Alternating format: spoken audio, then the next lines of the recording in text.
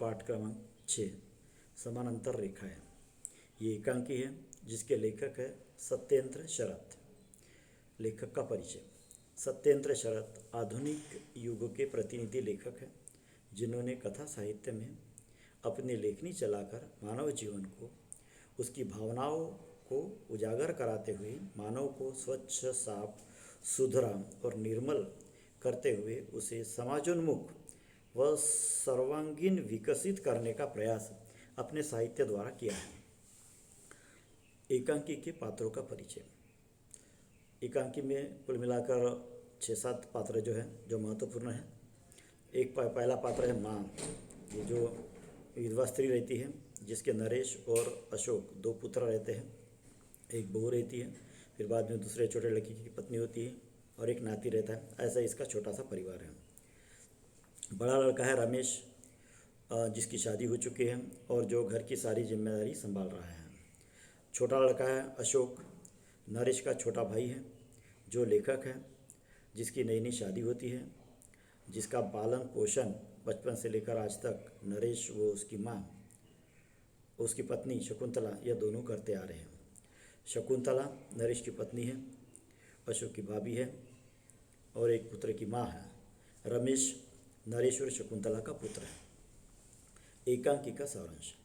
पिता की मृत्यु उपरांत माँ और छोटे भाई अशोक की सारी जिम्मेदारी बड़ा बेटा नरेश बखूबी निभाता है।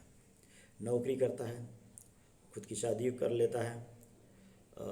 पत्नी शकुंतला भी अपने देवर को अपना पुत्र और अपना बीमा ही समझती है, अपना सब कुछ समझती है। उसका पालन पोषण, पढ़ाई लिखाई, यहाँ तक कि अशोक की शादी भी ये दोनों जो है करा देते हैं, बड़ा भाई रमेश को। इसके लिए बड़ा भाई अपनी सारी इच्छाओं का त्याग करता है। भाभी शकुंतला भी अशोक के लिए अपनी सारी आशा आकांक्षाओं को उस पर निछावर करती है और ऐसा उनका जीवन चलते रहता है। तो समस्याओं का निर्माण होता है। घर बोले तो वो तो होना ही है। अशोक की शादी के बाद भी अशोक बच्चे के समान आचरण करता है, अपनी जिम्मेदारी का निर्वाह नहीं करता, अपने कमाई का रुपया जो है वह भी सही तरह से उसका भी नियोजन नहीं करता, अपने भविष्य के बारे में कुछ सोचता नहीं है। तो अपनी कुछ कमाई होती है, कुछ पैसे अपने भाई को देता है और कुछ पैसे जो रहते हैं जिसका हिसाब जो अपने भाई को नहीं देता है और नई नवेली अपनी बीवी के लिए जो है 38 रुपये की साड़ी लेकर आता है। रुपया अपने खर्च के लिए न देकर अन्य खर्च पर करता है। तो इस बात के लिए भाभी शकुंतला अपने पति के द्वारा नरेश को यह एहसास दिलाती है कि अभी अशोक को अपनी जिम्मेदारियों का एहसास होना चाहिए और उसने जो है अलग रहना चाहिए। ऐसी बात जो है नरेश के द्वारा वह माँ के पास में पहुँचाना चाहती है। तो अशोक को अपनी जिम्मेदारी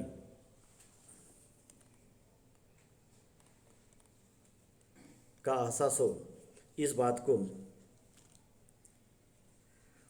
जिम्मेदारी का एहसास होना चाहिए, इस बात को लेकर नरेश जो है माँ से बात करता है। नरेश की माँ से बात होती है। पत्नी शकुंतला के कहने से वह छोटे भाई को अपनी जिम्मेदारी का एहसास दिलाने के अच्छे उद्देश्य से जो है नरेश माँ से बात करना चाहता है। माँ को यह सुनकर दुख होता है, लेकिन वह कहता है कि मैं आपको यह सुनकर दुख होगा, लेकिन मैं आपसे माफ़ी चाहता हूँ और यह बताना चाहता हूँ कि अशोक को अब मैं अपने साथ में नहीं रख सकता। अशोक को अब इस घर से अलग होना चाहिए। कि माँ पूछती है कि ऐसा क्या हुआ, क्या उसने तेरी बेइज्जती की, क्या उसने तुझे कुछ भला बुरा कहा या कुछ हुआ, कुछ बातें हुई। नरेश कहता है कि नहीं, ऐसा कुछ नहीं हुआ है माँ, ऐसा कुछ नहीं हुआ। और वह आगे कहता है कि अशोक अब बच्चा नहीं रहा, पढ़ लिख कर अब बड़ा हो चुका है, उसकी शादी हुई है और अभी वो कुछ कमाने भी लग गया है। अब घर की जिम्मेदारियाँ उसको समझनी चाहिए, आखिर उसका भी कुछ कर्तव्य है। लेकिन माँ कहती है कि अपना कर्तव्य अशोक धीरे धीरे समझेगा, अभी तो उसके पैरों में बेड़ियाँ पड़ी है, मतलब अभी उसकी शादी हुई है।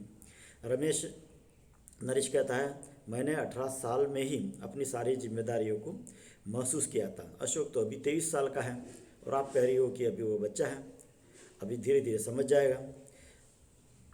तो नरेश जो है अपनी बीती हुई बातें फिर से माँ को याद दिलाता है।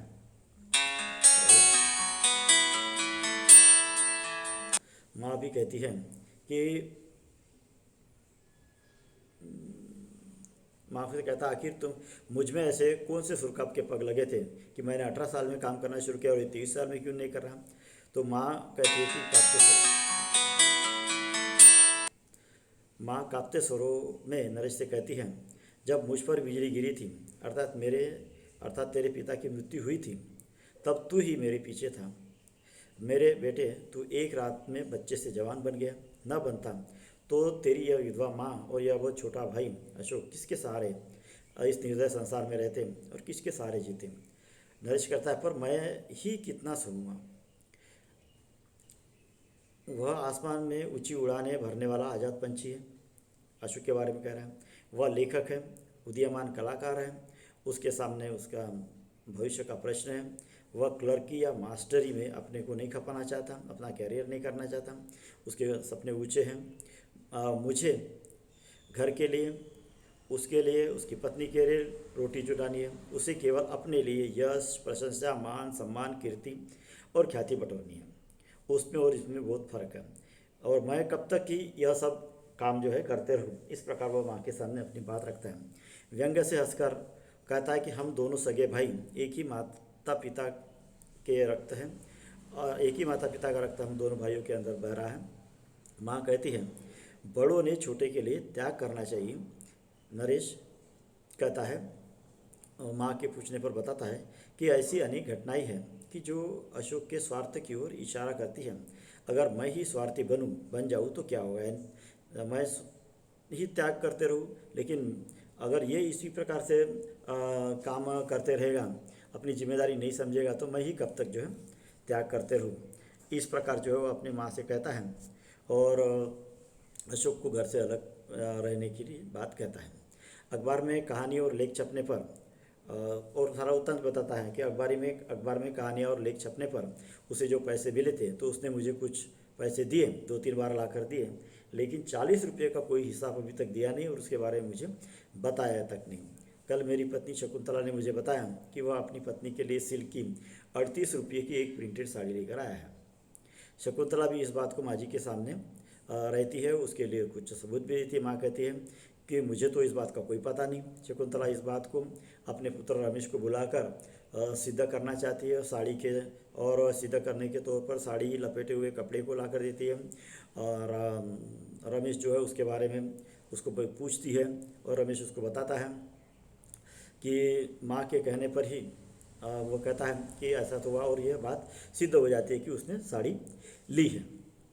तो नरेश कहता है लेकिन माँ, नहीं, माँ कहती है कि मैं उसे समझा दूंगी। लेकिन नरेश कहता है कि लेकिन मैं शकुंतला को कैसे समझाऊंगा, तू उसे समझा देगी ना, मैं पत्नी को कैसे समझाऊंगा। जीवन में उस दिन पहली बार जब वह शादी कर कर अपने हमारे घर में आई थी, तो उस समय तक अभी तक उसने मुझे नहीं बोला, लेकिन जीवन में पहली बार उसने मुझे उलाहना देते हुए कहा था कि तुम कभी भी मेरे लिए, मेरी खुशी के लिए कभी महंगा कपड़ा नहीं लाए। यह कहकर देवर जी की अभी यह और मैं जब कहती थी तो मैं यह कहते थे आप कि देवर जी अभी पढ़ रहे हैं, उनके खर्च में कमी पड़ जाएगी, इसीलिए अभी नए खर्चे या कुछ और खर्चा जो है हम कम करेंगे। तो आज वही देवर जी कमाने लगे हैं, लेकिन नरेश वह सिर्फ एक ही तो साड़ी लाया है। माँ कहती है कि उसने एक ही साड़ी ली है तो क्या होता है। लेकिन वह नरेश कहता है कि लेकिन माँ, मैं तो एक भी साड़ी उसके लिए अभी तक नहीं लाया हूँ। आखिर उसका भी तो मन करता होगा, कभी तो वह इस घर में नई नवेली दुल्हन थी, उसने क्या ओढ़ा, क्या पहना, कैसी रही, क्या किया, इसका उसे भी पता है, आपको भी पता है। लेकिन माँ, तुम जानती हो, छोटी छोटी बातों में दिल में दरार पैदा कर देती, छोटी छोटी बातें दिल में दरार पैदा कर देते हैं। नरेश कहता है, जब रमेश हुआ था तो शकुंतला ने मुझसे कहा था कि अब तुम अपना बीमा करवा लो, यानी अगर तुम रहेंगे नहीं रहेंगे तो तुम्हारे पीछे घर की जिम्मेदारी संभालने के लिए कुछ तो चाहिए उसका। तो नरेश कहता है, जब नरेश कहता है कि मैंने हंसकर कहा था कि मुझे बीमा करने की क्या ज़रूरत है, मेरा बीमा तो अशोक है, मेरा छोटा भाई है। गृहस्थी में सब सदस्यों के संयुक्त रूप से रहने का अर्थ है सबकी ओर से बराबर त्याग, सहनशीलता और बराबर संतोष। जहाँ घर में एक भी सदस्य के अंदर इनमें से एक की भावना में कुछ कमी आती है, वही संयुक्त परिवार की मर्यादा खत्म हो जाती है, सुख शांति मिट जाती है। इस प्रकार जो है यहाँ पर अब शकुंतला के मन में इसके प्रति कुछ भावनाएं तैयार हुई थी और इसका एहसास शुरुआत जो हुई थी, जिसको नरेश अच्छे से पहचान लेता है और इसको आगे नहीं बढ़ना चाहिए, घर टूटना नहीं चाहिए, इसीलिए वह यह निर्णय जो है नरेश लेता है। माँ कहती है अशोक अभी नासमझ है, ढंग से कमाता भी नहीं, कैसे गुजारा होगा उसका। नरेश कहता है टाइम बहुत बड़ा मास्टर होता है माँ, सब कुछ सिखा देता है, तुम्हारा प्यार उसको सुधारना रोक देगा। तुम इसी प्रकार अगर छोटा है, बच्चा है, नासमझ है, ऐसा अगर कहते रहे तो उसके वो कभी सुधरेगा नहीं, इसी प्रकार से वह बढ़ता रहेगा, उसका ज्ञान अधूरा ही रह जाएगा और अधूरा आदमी दुनिया में किसी मतलब का नहीं रहता, किसी मतलब का नहीं होता माँ, जमाना बड़ा खराब है।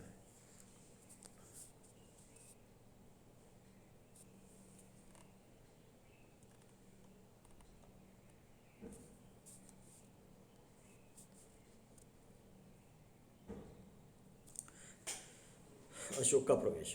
अब ये सब इनकी बातें जब चलते रहती हैं तो अशोक जो ये सारी बातें सुन लेता है। अशोक सारी बातें सुनकर अचानक दरवाजे से चीख उठाकर अंदर आ जाता है, प्रवेश करता है और बड़े भाई नरेश के चरण छूकर उससे माफ़ी मांगता है और हल्के मन से कहता है मुझे घर से निकाल कर सुधारने का अवसर दीजिए। माँ, भाभी, आपके प्यार ने मुझे निकम्मा बना दिया है, जिससे मैं अपनी जिम्मेदारियाँ नहीं उठाना चाहता। संसार का मुकाबला परिपूर्ण मानव बनना है। मैं इस संसार में आप लोगों के सहारे नहीं सीख सकता, मुझे घर के बाहर कर दीजिए। माँ और नरेश अशोक को रोकना चाहते हैं। घर से अलग होने का पक्का निश्चय जो है अशोक बना लेता है और कहता है कि मैं इस घर से हमेशा के लिए अलग नहीं हो रहा हूँ, इस घर के दरवाजे मेरे लिए कभी बंद नहीं होंगे, इस बात का मुझे एहसास है और विश्वास है। थक हार कर मैं यही तो आऊँगा माँ, मेरी गति और मुक्ति कहाँ है। नरेश कहता है कि अच्छा अशोक, जिसे तुम उचित समझते हो और जिससे तुम्हें सुख मिलता है वही बात तुम करो।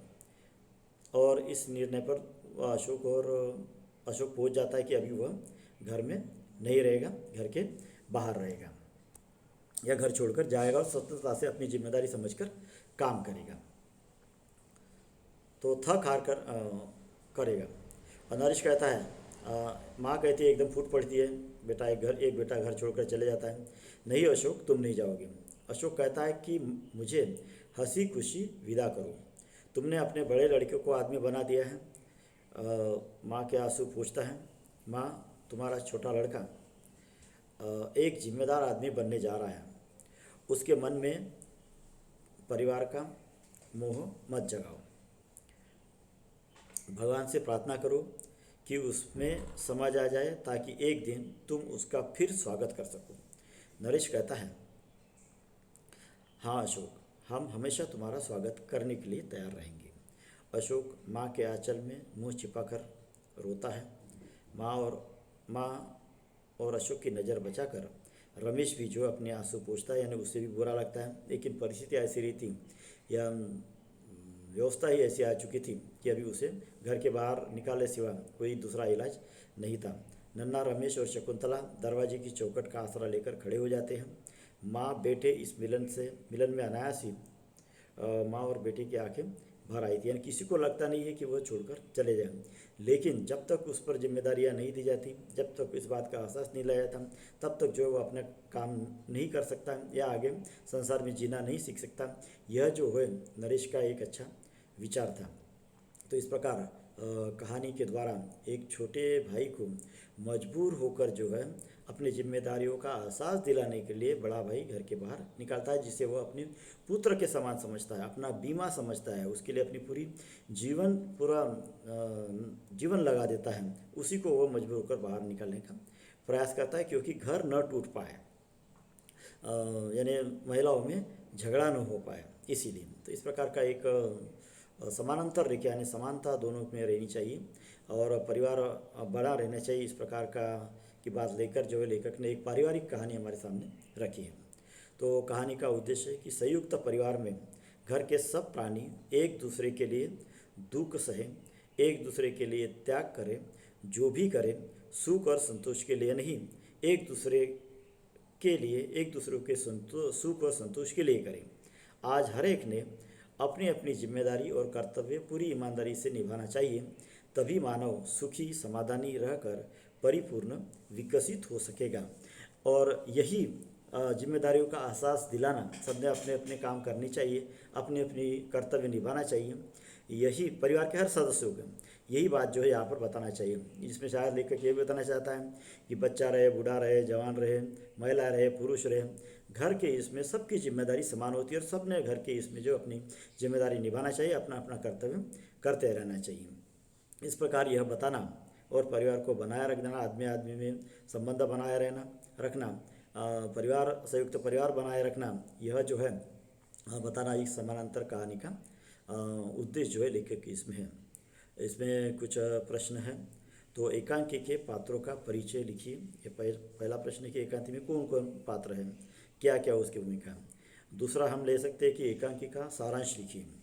तीसरा प्रश्न है कि नरेश के चरित्र की विशेषताएं लिखिए। चौथा प्रश्न ये था कि अशोक के चरित्र का चित्रण कीजिए। पांचवा प्रश्न है कि परिवार में माँ की भूमिका को एकांकी के आधार पर स्पष्ट कीजिए। एकांकी का उद्देश्य लिखिए। इस प्रकार के प्रश्नों को अगर हम पाठ पढ़कर लिखते हैं तो कहानी समझने में हमें कोई दिक्कत नहीं जाएगी, और इस पर जो भी प्रश्न पूछे जाएंगे उसको हम सहजता से लिखेंगे, अच्छे अंक प्राप्त करेंगे। और इसको अगर कहानी को पढ़ने के बाद में जो जो परिस्थितियाँ, घटनाएं, परिस्थिति हो जाती है और उसको कैसे सुलझाया जाता है, ये अगर लिए तो हमको इस पाठ का जीवन में, अपने परिवार में, अपने व्यवहारिक इसमें भी उसकी सुविधा हो जाएगी। और यह पारिवारिक कहानी है जिससे हर एक व्यक्ति के लिए इसका उपयोग जो है हो सकता है, हर एक के लिए यह उपयोगी सिद्ध हो सकती है। धन्यवाद।